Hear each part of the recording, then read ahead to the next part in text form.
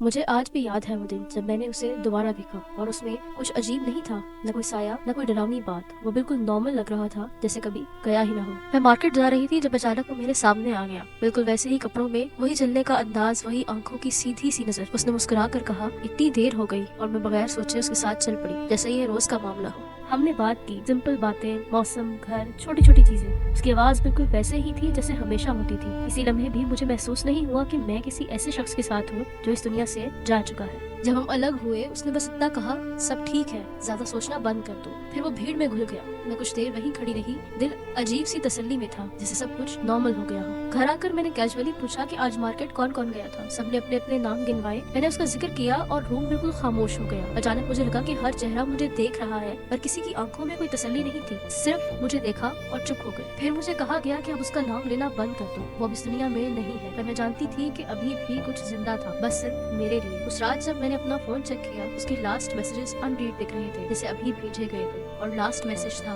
मैं यही हूँ। मेरा दिल तेज तेज धड़क रहा था। मैंने फोन को जोर से पकड़ लिया, पर स्क्रीन का ग्लो मुझे अजीब सी रोशनी दे रहा था, जैसे कोई रूम के कोने से मुझे देख रहा हो। उस वक्त मुझे पूरा यकीन हो गया कि ये सिर्फ वाकया नहीं, कोई साइलेंट प्रेजेंस अब भी मेरे साथ है, जो दुनिया के लिए अधूरी है लेकिन मेरे लिए बिल्कुल जिंदा। तब मुझे समझ आया कि कुछ लोग इसलिए वापस नहीं आते कि हमें डरा सके, बल्कि इसलिए आते हैं ताकि हमें यकीन दिला दे कि हम अकेले ही हैं जो उन्हें देख सकते हैं। और आज भी अगर कोई अपना तुम्हारे बिल्कुल सामने नॉर्मल नजर आए, तो समझ लो कि वो बस तुम्हें यकीन दिलाने आया है कि सिर्फ तुम ही उसे याद नहीं करते, बल्कि वो भी तुम्हारे साथ। क्या ऐसा कोई है जिसे तुम देखना चाहते हो, या जिसे तुम एक दफा दोबारा देख चुके हो?